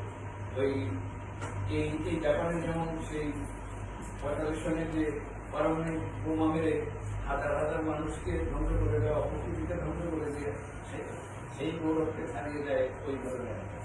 তো এই জাপানের বুকে আপনারা যারা এই কথায় নিয়োজিত আছেন তারা আগামী দিনে এই কর্তা অব্যাহত রাখবেন। আমরা এমবেসিতে আমাদের যে সরকারি নিয়ম কানুনের ভিতরে আসলে ওই যে যেই কথা যে ম্যান ইজ বর্ন ফ্রি বা এইটা আমরা যারা সরকারি চাকরি করি তাদের ক্ষেত্রে এটা আরো বেশি সত্য। এর ভিতরে আমাদের যে ফ্লেক্সিবিলিটি বা যতটুকু আছে সেটা দিয়ে আমরা আপনাদের সাথে থাকবো এবং আমরা চেষ্টা করি যেমন এই কাজে এর আগে বঙ্গবন্ধু এই ছবির প্রদর্শনী সেখানেও যখন আমাদের খুব ভালো লাগছে আমরা আসছি, এখনো আসছি। আর ওই যে এমবেসি যেমন মানুষের ইতিহাস, যেমন সামগ্রিকতার ইতিহাস, যৌথ যুবন্ত প্রচেষ্টার ইতিহাস, কোনো অর্গানাইজেশনও একক প্রচেষ্টা করে। এই কাহাল গ্যালারিও কয়েকজনের সম্মিলিত প্রচেষ্টা, এমবেসিও সেখানে সম্মিলিত। কাজেই আমি যখন এখানে যাই আমার সহকর্মীদের সাথে গিয়ে অ্যাম্বাসাডার একক কিছু করতে পারবে, সরকার প্রধান একক কোনো কিছু করতে পারবে, সরকার প্রধান রাষ্ট্রপ্রধান একক কিছু করবে তার একটা সব ক্ষেত্রে আমরা যে বিশ্বের শ্রেষ্ঠ যে এই এত জীবিত প্রজাতির ভিতরে শ্রেষ্ঠত্বের হলো আমাদের যুগবদ্ধতা। আমরা একে অন্যকে সহযোগিতা করি, কিন্তু ফাইন্যান্সিয়ালগুলিতে একটা আরেকটাকে সহযোগিতা করতে পারি। তাদের স্ট্রেংথ অনেক বেশি যখন আমরা একটার পর আরেকটা ফাইলার করি। সেই কারণে আগামী দিনেও এই আপনারা জাপানে যে সৃজনশীল ধারা প্রভাবন রেখেছেন এটা আরো প্রভাবন রাখবেন। আমি আশা করি আপনারা সবাই ভালো থাকবেন। এই করোনা এবং করোনা পরবর্তী সময় আরো যদি কোনো পরিবেশ আছে পৃথিবীতে ওই মানকিটার পাওয়ার, কিন্তু মানুষের ইতিহাস এই শত প্রতিকূলতা, শত বিপদ আপদ, সেই ক্ষেত্রেও আমরাও আপনাদের সাথে থাকবো। দূতাবাস আমাদের আমরা এবং আপনারা মিলে এই দেশের বুকে এইটা থেকে আমাদের যে কথা বললাম, আমাদের বেঁচে থাকার সংগ্রামের পাশাপাশি চিত্তের প্রসারতার জন্য আমাদের হৃদয়কে বড় করার, পৃথিবীতে এই সসীমের ভিতরে অসীমকে দেখা, এই প্রচেষ্টায় নিরন্তর নিরত থাকেন। আমরাও আপনাদের সাথে সঙ্গী হতে চাই। আর আগামী দিনে সবাই ভালো থাকবেন এই কামনা করে আজকের এই আয়োজনের জন্য উদ্যোক্তাদেরকে ধন্যবাদ জানিয়ে দৈহিক প্রজাতির ভিতরে শ্রেষ্ঠত্বের হল আমাদের যুগবদ্ধতা। আমরা একে অন্যকে সহযোগিতা করি, কিন্তু ফাইন্যান্সিয়ালগুলিতে একটা আরেকটাকে সহযোগিতা করতে পারি। তাদের স্ট্রেংথ অনেক বেশি যখন আমরা একটার পর আরেকটা ফাইলার করি।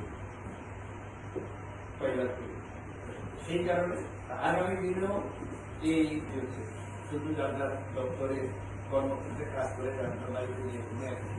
এই নিজস্ব সম্ভব সেই জন্য এই সুন্দর অপরাহ্নের আয়োজন করার জন্য সবাইকে আরো ধন্যবাদ জানিয়ে দূতাবাসের পক্ষ থেকে আপনাদের সাথে আমরা আমাদের যে কথা বলেছি আমাদের নিয়মের মধ্যে আমাদের সীমাবদ্ধতার ভিতরে আমরা যতটা সম্ভব থাকবো। আপনারা সবাই ভালো থাকবেন, আমরা ভালো থাকবেন, আমরা প্রত্যেকের প্রত্যেকের জন্য দোয়া করি, এই কামনা করে শেষ করছি। সকলকে ধন্যবাদ। খোদা হাফেজ।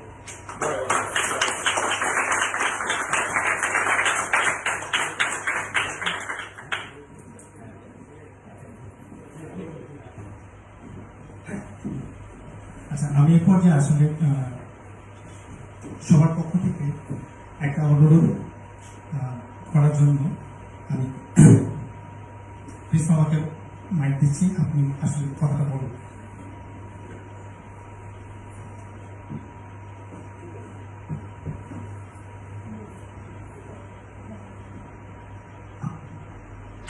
ধন্যবাদ মাননীয় রাষ্ট্রপতি। আমরা কিছুক্ষণ আগে প্রবীণ বিকাশ সরকারের কথা শুনছি। ইতিহাস না জানলে আমরা সামনের দিকে এগোতে পারব না। জনাব প্রবীণ বিকাশ সরকার বিভিন্ন সেমিনার এবং বিভিন্ন দেশের জায়গাতে গিয়ে কথা বলেন, বাংলাদেশের কথা বলেন। আমি আজকে মাননীয় রাষ্ট্রপতির কাছে অনুরোধ করব, আবেদন করব আমাদের পক্ষ থেকে কাহাল গ্যালারি এখন আমাদের। কাহালের কর্ণধার হয়তো বা একজন লিপু। আমরা যারা লেখালেখি করি, আমরা যারা এখানে প্রচন্ড ব্যস্ততার মধ্যে লেখালেখি করি, তারা আপনি শুনেছেন, আপনিও স্বীকৃতি দিয়েছেন। আমরা চাই বাংলাদেশ এম্বাসি, বাংলাদেশ তথ্য মন্ত্রণালয়কে এই কয়েকজন মানুষকে যেন পরিচিত করে দেয়। এখানে প্রচুর লেখালেখি গবেষণামূলক আছে এবং বাংলা একাডেমিকে লাভ করে জানানো যে এখানে পাশাপাশি কর্মব্যস্ততার মধ্যে এইগুলো মানুষগুলো কাজ করে যাচ্ছে। এই কাহালের মাধ্যমে কাহালকেও সাথে করে নিয়ে শিল্প সংস্কৃতি যারা করে তাদের বেশি একটা লোক দেখা যায় না, গুটি কয়েক লোক আমরা। আমি আশা করবো, আবেদন করবো আপনার মাধ্যমে, যেহেতু বাংলাদেশ এম্বাসি হচ্ছে আমাদের আইডেন্টিটি, বাংলাদেশ সরকারের কাছে এবং বাংলাদেশের বিভিন্ন মন্ত্রণালয়ের কাছে আমরা সভাবে যে কথাগুলো বলবো, আপনি বললে এর প্রাধান্য বেশি পাবে। আশা করি আমাদের এই অনুরোধ কর্তব্য আপনি রাখবেন। ধন্যবাদ। ধন্যবাদ। এই পর্যায়ে আমরা যাদের বই এবার বেরিয়ে হচ্ছে, আমরা সেই লেখকদেরকে তাদের বই সহ একটা গ্রুপ ছবি তুলতে যাচ্ছি। তো অনুষ্ঠানটা আমরা একটু বিরতি দিব মাঝখানে। অ্যাম্বাসেডর স্যারের পরে একটা কাজ আছে, উনি চলে যাবেন, কিন্তু আমাদের প্রোগ্রাম আমরা কন্টিনিউ রাখবো। এরপরে একটু দেরিগুলো যে লেখকগণ আছে তাদের কথাগুলো আমরা শুনবো, তাদের বই নিয়ে আমরা শুনবো। ধন্যবাদ। স্যারের কাছ থেকে যে কথাগুলো বললাম, স্যারের উত্তরটা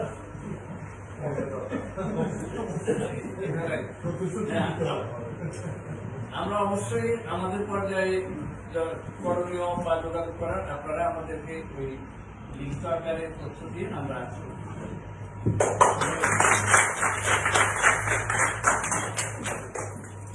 লেখকরা যারা আছেন প্লিজ একটু সামনে আসুন আপনাদের বইগুলো নিয়ে।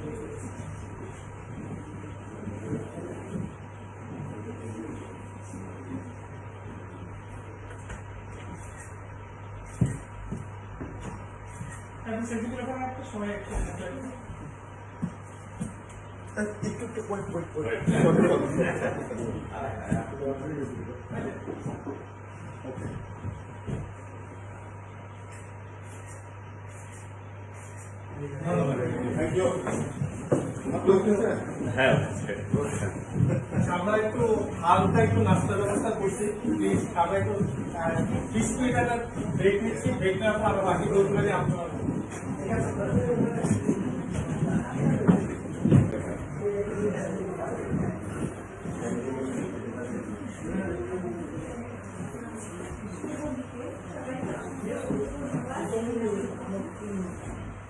শুভ বিকেল, সবাইকে অসংখ্য ধন্যবাদ এখানে আসার জন্য, এবং লিপু ভাই এবং লাকিকে স্পেশালি অনেক থ্যাঙ্কস আমাদেরকে স্মরণ করার জন্য এবং আমাদেরকে এভাবে ভালোবাসা জানানোর জন্য।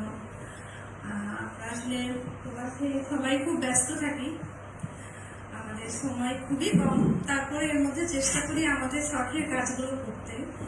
তো তার মধ্যে লেখালেখি একটা চেষ্টা করি লিখতে, কতটুকু লিখতে পারি জানি না। একটা সময় ছিল আমার যখন বাচ্চারা খুব ছোট ছিল, এত বেশি ব্যস্ততা ছিল যে আমি নিজে কখন খাই ঘুমাই তা ঠিক ছিল না। তো ওরা এখন বড় হয়ে গেছে, আর স্বাভাবিক আমি একটু লনলি হয়ে গেছি, ওদেরকে সহজে আমি কাছে পাই না। তো আমার যেটা হয় সারাদিনের ঘরের কাজের পরে আমার মনে হয় যে আমি একটু কিছু লিখি বা কিছু করি। হ্যাঁ, তো সেই একাকিত্ব থেকেই হোক বা সব থেকেই হোক আমি চেষ্টা করি কিছু লিখতে। তো আমি আসলে সবার কাছে কৃতজ্ঞ। আমি এগুলো প্রথমে ফেসবুকেই দিয়েছি, তো সবাই যে আমার এই লেখাগুলোকে সাদরে গ্রহণ করেছে এই জন্য আমি অনেক বেশি কৃতজ্ঞ সবার কাছে। আর ইনশাল্লাহ পরবর্তীতেও লিখতে চেষ্টা করব, এবং আশা করি আমাদের সাথে আরো অনেক বেশি যারা আছে এখনো সুপ্ত প্রতিভা, যাদের মানে চেহারাটা এখন আমরা দেখি নাই, আশা করি তারাও এগিয়ে আসবে লেখাতে। এখানে উপস্থিত সবাইকে অসংখ্য ধন্যবাদ, এবং কাহাল গ্যালারিকে, লিপু ভাই, লাকি ভাইকে অনেক অনেক ভালোবাসা জানিয়ে আমার বক্তব্য শেষ করছি। একটা কবিতা শুনে আমরা আমি তো আবৃত্তি পারি না। আচ্ছা, আপনি একটু সাহায্য করুন। আচ্ছা, আমি এখানে একটু রাখার জায়গা পাবো? আচ্ছা, আমি সময় কম নেই। হ্যাঁ, আমি একটু নার্ভাস হয়ে গেছি, কারণ এখানে এত লেখক, বড় বড় লেখক, তার মধ্যে আমি প্রথমে এসে উপস্থিত হয়েছি, মানে আমি একটু নার্ভাস হয়ে গেছি। আবৃত্তি হবে কিনা জানি না, আমি চেষ্টা করছি।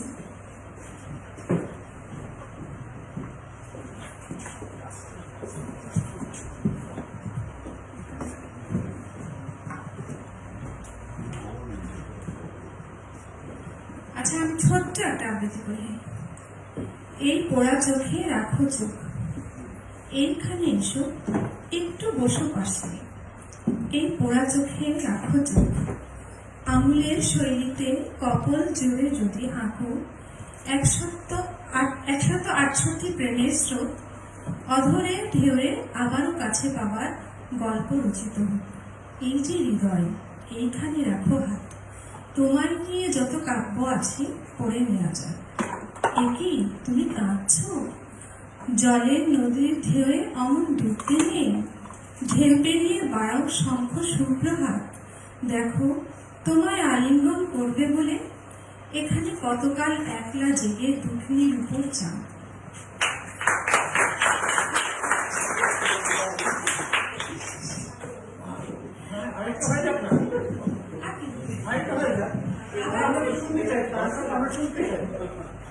আমি আবৃত্তি পারি না।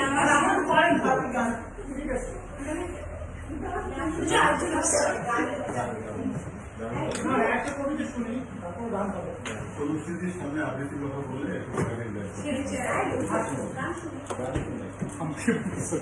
দর্শক তো আজকে ওপেন প্লিজ, সব কিছু একটু কানে খোলা দিয়ে রাখেন।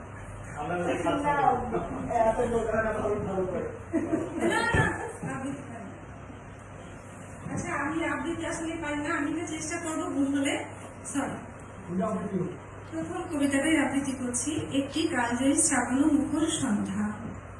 আমার আসলে বৃষ্টি খুব পছন্দ, শ্রাবণ পছন্দ, তাই এটাই প্রথম কবিতা। বহুকাল পর খুব পরিচিত পায়ের শব্দ বারবার আনমনা করছে বুকের টিয়াটাকে। আমি হাট করে ঘরের দুয়ার খুলে দিই, জানালার পর দিতে চাই বুকের চাতক। তবে কি আমি ভুল শুনলাম? পথ তুমিও যে প্রলাপ বকো, উষ্ণ রবির সবটুকু তিয়াস মিটাই করো বিলাপ, এ কথা কারে বোঝায়? চোখ ফেরাই পথের থেকে ঘরের ছায়ায়, সহসা কোমল শীতল হাওয়া ছুঁয়ে যায়। দেয়ালে দেয়ালে জমানো যত ধুলো নিমিষে আহ্লাদে মেঘ হয়ে সাঁতরায়। আমিও তারে দেখব বলে চাদরের প্রান্ত ছুঁয়ে আলগোছে বসে থাকি ঠায়। হঠাৎ মনে পড়ে যায় ত্রস্ত হাতে বারান্দার কাপড় উঠাই, জানালার খিল এঁটে দেই, গুটিয়ে রাখি ফসল, লুকিয়ে রাখি ছাই। তারপর খোলা দুয়ারে কোল ঘেঁষে বসে থাকি বৃষ্টির প্রতীক্ষায়। মনে মনে বলি আসুক সে, শ্রাবণী শ্রাবণী প্লাবনী প্লাবনী। অবিশ্রান্ত জলের প্রলাপ শুনে শুনে সে যেন যেতে পারে তার সাথে ভেসে চিরসবুজের গায়ে। ঘন বরিশন লাগুক কানাগলির আনাচে কানাচে, অক্লান্ত ঝিরি জল চুইয়ে পড়ুক টিরির খাঁজে খাঁজে। তারে দেখবো বলে আয়নার সামনে দাঁড়াতেই মেঘেরা এলো দারুণ বেশি। ওই যে সে আসছে, মেঘ টপকে টপকে। আমি দৌড়ে হাট করে জানালা খুলে দিই, সে আসুক। হাওয়ায় হাওয়ায় ভিজে যাওয়া গাড়ি বর্ষা নামুক। পর্দা, উঠোন, দেউড়ি, হৃদয়ের কার্নিশ জুড়ে শুরু হোক স্নানের আলোচনা। জলের ছাটে নিভে যাক গ্লাসের নমিত প্রদীপ। করতলে জমানো যত দহন আজ জলের কলরলে পাল তুলিতে। বালিশের গুণে জমিয়ে রাখা শত অভিমান ভুলে খুনসুটি হোক খুব। মেঝেই লুটানো আঁচল যদি চকিতে ঢেউ উঠে, যদি দুর্দান্ত কোমলতায় চোখের ক্রিস্টাল কণারা খরার দৈন্যতা ঘুচায়, বর্ষা নামায়, যদি সহসা বুকের মাঝে ঝাঁকে ঝাঁকে টিয়া গায়, তবে অধরের আলোপনে রচিত হতেই পারে আবার একটি কালজয়ী শ্রাবণ মুখর সন্ধ্যা। অনেক ধন্যবাদ ভাবি।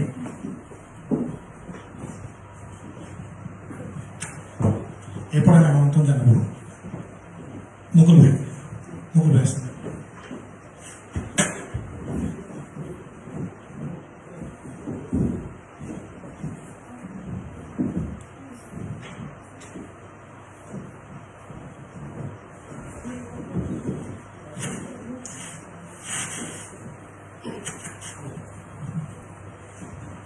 শুভ সন্ধ্যা। সন্ধ্যা কি হয়েছে? বিকাল।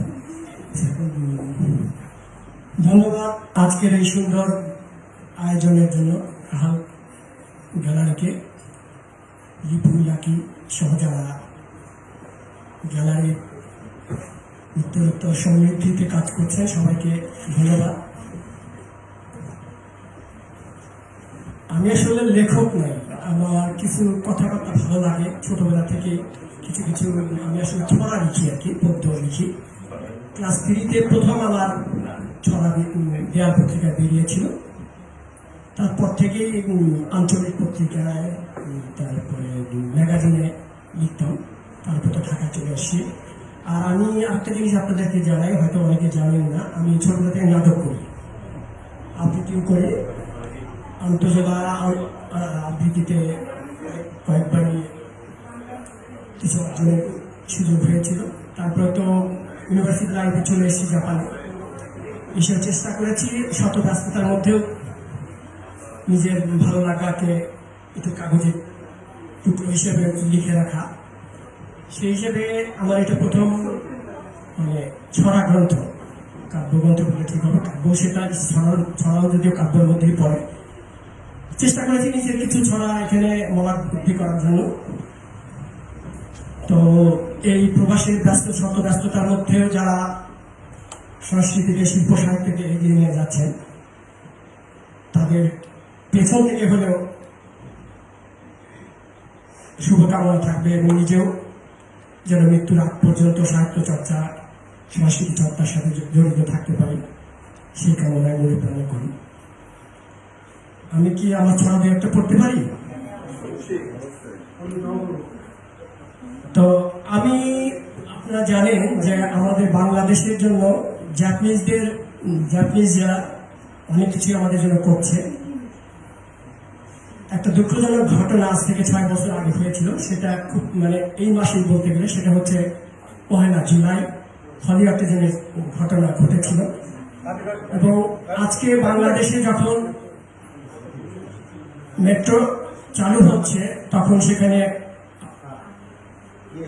আমরা অনেকে, বিশেষ করে কাজী হোসেন ভাই রয়েছেন, উনি করেছিলেন, দাবি করেছিলেন ওনার মাধ্যমে যে বাংলাদেশে যে মেট্রো রেলগুলো স্টেশনগুলো হচ্ছে সেই জাপানি বীর সেনানীদের নামে করা হোক, সেটা এখনো হচ্ছে না বোধহয় মনে হচ্ছে। তো আমি সেই জাপানের যারা আমাদের দেশকে ভালো করতে গিয়ে, আমাদের দেশে কাজ করতে গিয়ে যারা প্রাণ দিয়েছেন, তাদের উদ্দেশ্যে আমার একটা ছড়া আছে, আমি সেটা দিয়ে শুরু করি।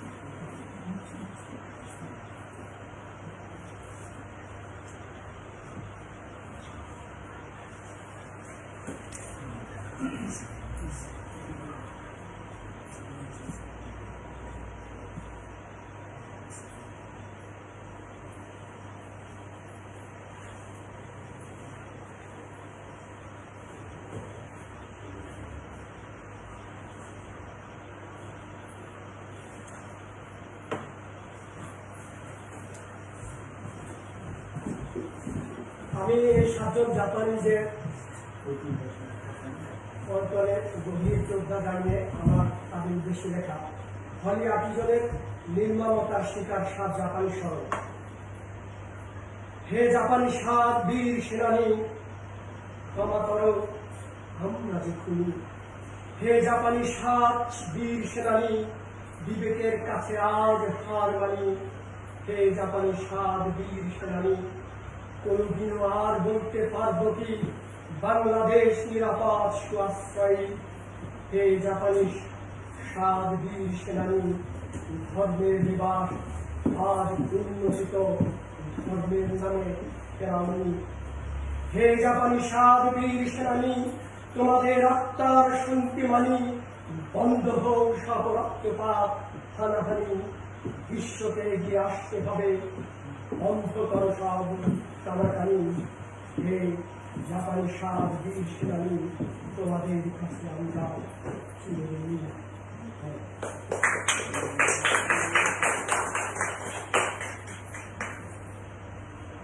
আমি কি করতে পারি?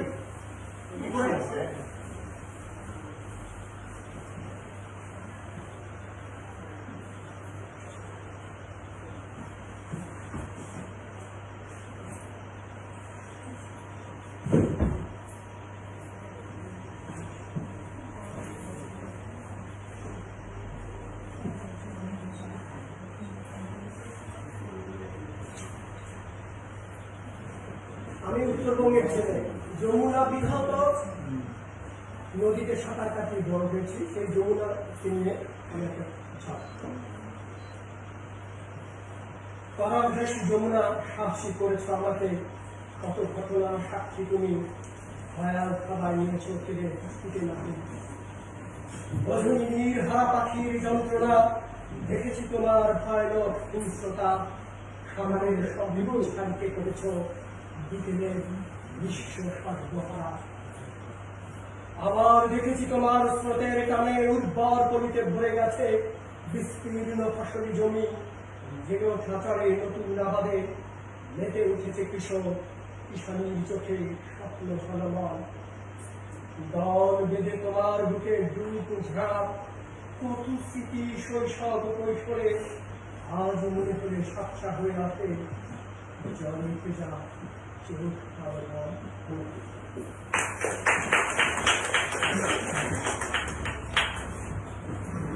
এরপরে আমাদের এই পর্বের শেষ লেখক এই পর্ব অনুষ্ঠানে হোসেন মজুমদারকে কিছু বলার জন্য অনুরোধ করছি।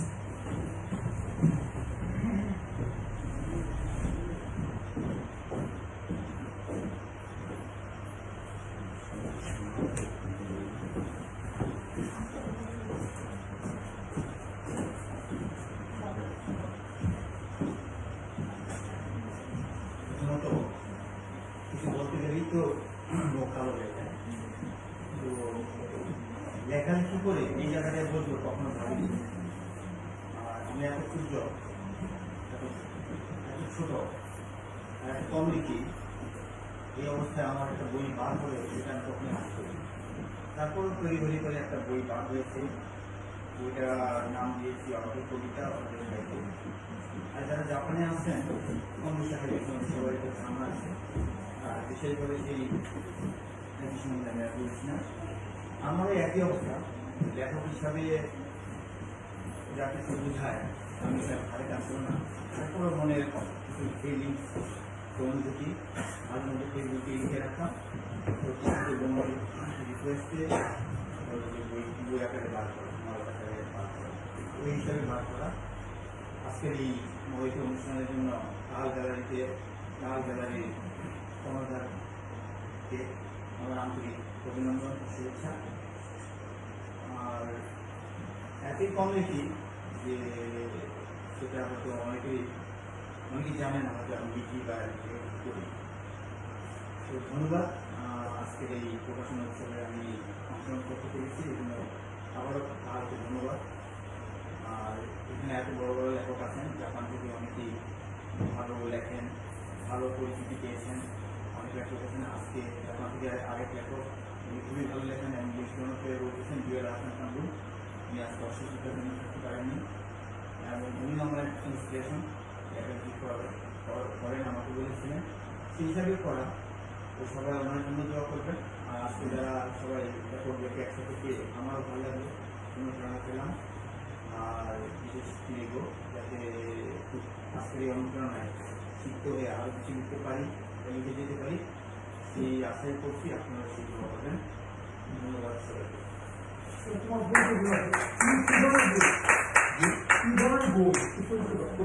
কবিতা লেখা আছে অর্ধেক কবিতা।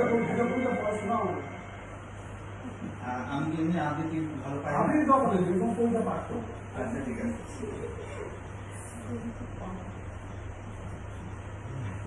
আচ্ছা ঠিক আছে, বই কিছু না বলি আমি আসবো কালকে একটা কবিতা লিখেছি নিউজ থেকে।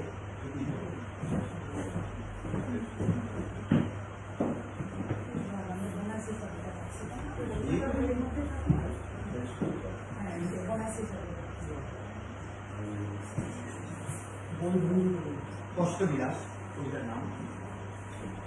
নাগালি থাকে ভালো থাকার সব আয়োজন, কখনো অথচ কিছুই ভালো লাগে না সময় এসে বলে। কি হয়েছে মনে না জানি, না বুঝে আমাকে আমি বোঝবার চেষ্টাটুকু নেই, হয়তো ইচ্ছেও করে না। আকাশ পাতাল অসীম ভাবনার সমুদ্রে হারিয়ে যায়, আয়নায় দাঁড়িয়ে নিজের মুখারে দেখি পৃথিবীর সবটুকু বেদনা ভিড় জমে আছে। কৃষকের গভীরে অতল জলের নিঃশব্দতা, অনির্বচনীয় সুর কাকে বলে জানি না। যখনই জানতে ইচ্ছে করে, খুব জানতে ইচ্ছে করে, তখনই অনাকাঙ্ক্ষিত অব্যক্ত কষ্ট বিলাস এসে ঘটে। যাকে জীবনে জরুরি প্রয়োজন, তার প্রতি আসক্তি লুকিয়ে রাখি হৃদয়ের এক অজানা গোপন প্রকোষ্ঠে। যার আবেগের প্লাবনে একবার নয় বারবার মরে যায়, সেই মোহাম্মদ প্লাবনের চোখে গা ভাসিয়ে দিয়ে যেতে ইচ্ছে করে না কোনো যুব সুখে ঠিকানা। ভয় পায়, বড্ড ভয় পায়, আঘাত খারাপ হয়, অথচ প্রবলভাবে আঁকড়ে ধরার বাসনা বিধান।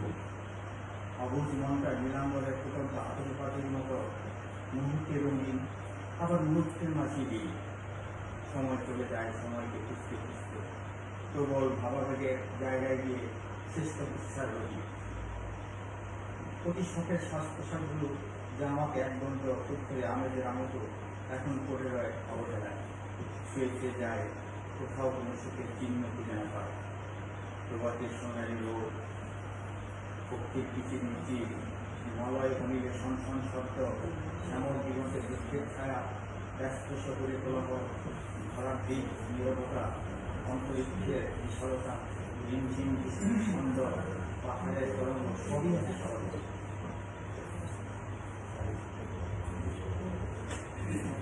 কিন্তু কোথাও যেন কোনো চিত্ত প্রসাদের ছোঁয়া না পায়, বরং মন হয় একটা বিশ্বাস। এখন স্বপ্ন ভাবতে পারি না, কেবল স্বপ্নের নিষ্ঠুর রাত অতিবাহিত করে বুকের পাতে বেদনা সকলেই চায় বাঁচতে, জীবনকে চায় সাজাতে, মরণীয় বন্ধুর সঙ্গে চায়, ভালোবাসা চায়, চায় এক চাকরির পায়রা হয়ে শুনলে উঠতে। অথচ পাখির অধ্যয়নের উপকরণের মাঝে অপার্থিব ভালোবাসা একান্ত হৃদয়ের প্রগাঢ় প্রেমের চিহ্ন কোথাও খুঁজে না পায়। নিঃসঙ্গতার কারণ হতে ভালো করা হয়, হৃদয়ের কথা হয়, প্রতিনিয়ত সুখ জাতি বস্তু।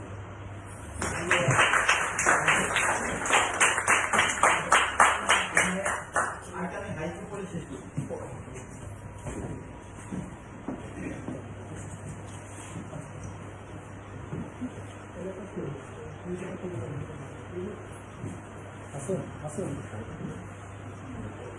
একটা হাইকু। বন্ধু ভেবেই হাত বাড়ালাম অমিতকে, বারে প্রতিবারে বিদ্বেষী খেয়াল ভেঙেছে।